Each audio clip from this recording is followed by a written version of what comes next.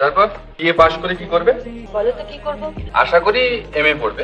কখনো না, তবে বিয়ে করবো। এই রাত তোমার আমার, এই পথ যদি না শেষ হয় কেমন হতো। আজ সেই মাহেন্দ্রক্ষণ যখন পাবনার মাটিতে জন্ম নিয়েছিলেন ওপার বাংলার রূপালী পর্দার এক রহস্যময়ী রাজকুমারী, যার চোখের ইশারায় থমকে যেত সময়, যার হাসিতে লুকিয়েছিল সহস্র কবিতার ছন্দ।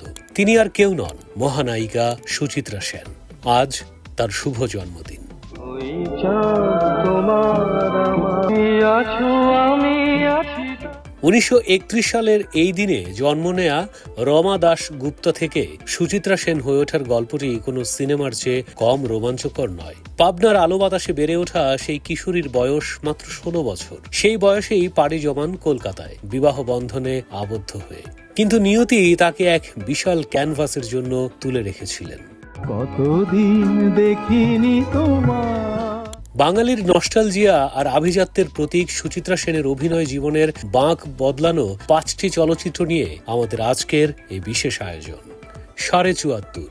বাংলা চলচ্চিত্রের ইতিহাসে উত্তম সুচিত্রা জুটি কেবল একটি পেশাদার সম্পর্ক ছিল না, তা ছিল এক বিরল সাহিত্যের মেলবন্ধন। 1953 সালের 74.5 দিয়ে যে যাত্রার শুরু, তা যেন কোনো এক অমর প্রেম কাব্যের অনুচ্ছেদ। তাদের স্ক্রিন শেয়ারিং মানেই ছিল বসন্তের আগমন। পর্দার সেই চাহনি, সেই মৃদু অভিমান আর নীরব কথোপকথন আজও শ্রেষ্ঠ রোমান্টিক মহাকাব্য হিসেবে বিবেচিত। মানে বাহ, আমাকে হস্টেল অব্দি পৌঁছে দেবেন না? দেবদাস। শরৎচন্দ্র চট্টোপাধ্যায়ের কালজয়ী উপন্যাস দেবদাসের সেই বিষণ্ণ ও অভিমানী পার্বতী বা পারুর চরিত্রটি যেন সুচিত্রার মধ্যেই জীবন্ত হয়ে উঠেছিল। বিমল রায়ের পরিচালনায় এটি ছিল তার অভিনীত প্রথম হিন্দি চলচ্চিত্র। দিলীপ কুমার ও বৈজয়ন্তী মালার সাথে পাল্লা দিয়ে তার সেই অভিনয় আজও পাঠ্য বইয়ের মতো। শচীন দেব বর্মনের সুরে এই সিনেমাটিতে পারু চরিত্রের জন্য তিনি জাতীয় চলচ্চিত্র পুরস্কারে সেরা অভিনেত্রীর মনোনয়ন পেয়েছিলেন। 7 পাঁকে বাঁধা। অজয় কর পরিচালিত এই চলচ্চিত্রে অর্চনা চরিত্রে সুচিত্রা সেনের অভিনয় ছিল এক শব্দে অতুলনীয়। সৌমিত্র চট্টোপাধ্যায়ের বিপরীতে তার সেই ব্যক্তিত্বময়ী উপস্থিতি ও দাম্পত্যের টানাপোড়েন দর্শককে মুগ্ধ করেছিল। এই চলচ্চিত্রের জন্যই 1963 সালে মাস্কো চলচ্চিত্র উৎসবে তিনি silver prize for best actress অর্জন করেন। উল্লেখ্য, তিনি প্রথম ভারতীয় অভিনেত্রী যিনি কোনো আন্তর্জাতিক চলচ্চিত্র উৎসবে এই মর্যাদাপূর্ণ সম্মাননা পেয়েছিলেন। উত্তর ফাল্গুনী।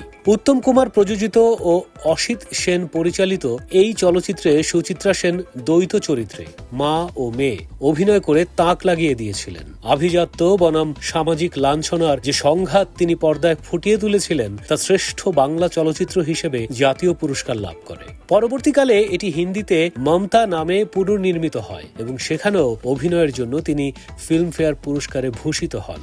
5 নম্বরে রয়েছে গৃহদাহ। শরৎচন্দ্রের বিখ্যাত উপন্যাস গৃহদাহ অবলম্বনে নির্মিত এই চলচ্চিত্রে ব্রাহ্ম মেয়ে অচলার চরিত্রে সুচিত্রা ছিলেন অনবদ্য। উত্তম কুমার ও প্রদীপ কুমারের সাথে তার সেই জটিল মনস্তাত্ত্বিক টানাপোড়েন দর্শককে এক গভীর বিষাদে আচ্ছন্ন করে। সুরেশ, মহিম আর অচলার সেই ত্রিমুখী লড়াই আর সম্পর্কের ভাঙা গড়ার গল্পটি সুবোধ মিত্রের পরিচালনায় এক কাল্ট ক্লাসিক হয়ে রয়েছে। কবে কবে পড়াতে পারবেন সেটা পথে যেতে যেতে ঠিক করে নেব। ভারত সরকার তাকে পদ্মশ্রী এবং 2005 সালে চলচ্চিত্রের সর্বোচ্চ সম্মান দাদা সাহেব ফালকে পুরস্কারে ভূষিত করেন। তবে সুচিত্রা ছিলেন তার সমসাময়িক সবার থেকে আলাদা। সাফল্যের শিখরে থাকাকালীন 1978 সালে তিনি হঠাৎ করেই লোকচক্ষুর অন্তরালে চলে যান। দীর্ঘ 36টি বছর তিনি নিজেকে বাইরের জগৎ থেকে সম্পূর্ণ বিচ্ছিন্ন করে রাখেন। ব্রতী হন আধ্যাত্মিক সাধনায়। 2014 সালের 17 জানুয়ারি তিনি শেষ নিঃশ্বাস ত্যাগ করেন। কিন্তু তিনি কি সত্যি হারিয়ে গেছেন? না, তিনি রয়ে গেছেন প্রতিটি বাঙালির হৃদয়ে, প্রতিটি রোমান্টিক সংলাপে আর সাদাকালো সেই চিরচেনা হাসিতে। সুচিত্রা সেন কেবল একজন অভিনেত্রী নন, তিনি বাঙালির রুচি, আভিজাত্য আর রহস্যের এক চিরস্থায়ী সংজ্ঞা। প্রজন্ম থেকে প্রজন্মে তিনি বেঁচে থাকবেন তার কালজয়ী সৃষ্টির জন্য। শুভ জন্মদিন প্রিয় মহানায়িকা। তারপর বিএ পাশ করে কি করবে? বলো তো কি করবো? আশা করি এমএ পড়বে। কখনো না, তবে বিয়ে করবো। কাকে? তোমাকে, তোমাকে, তোমার।